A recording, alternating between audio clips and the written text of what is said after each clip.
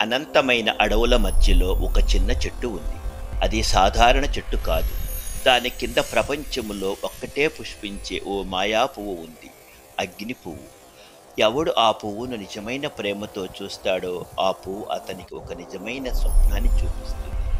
ఒక స్వప్నం అతని గుండె లోతుల్లో దాచిన ఆశల ముద్ర. ఒకరోజు పర్వతాల్లో తిరుగుతున్న చిన్న గొర్రె కాపరి బాలుడు ఆదివి ఆ చెట్టు దగ్గరకు వచ్చాడు. అతని కళ్ళు ఆశ్చర్యంతో మిన్నమిన్న అయ్యాయి.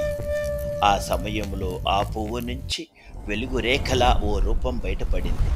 ఆమె పేరు ధియా, ఒక అద్భుతమైన కన్యక. నీవు నిజమైన ప్రేమను తెలుసుకున్నవాడువా? ఆ ప్రశ్నకు బాలుడు తన చిన్న గుండెతో సమాధానం ఇచ్చాడు. మాటలతో కాదు, నిజమైన చూపుతో. ఆ క్షణం అగ్ని పువ్వు మంటలతో విప్పి ఆ బాలుడిని ఒక వెలుతురు స్వరూపంగా మార్చేసింది. ఆ వెలుతురు ఇప్పటికీ ఆ చెట్టు చుట్టూ మెరిసిపోతుంది. నిజమైన ప్రేమ ఆకాంక్షల కన్నా గొప్పది. అది చూస్తే అగ్ని పువ్వు కూడా వికసిస్తుంది. ఇంకా ఇలాంటి మాయాలోక కథల కోసం సిరి చిట్టి లోకంలో మళ్ళీ కలుద్దాం.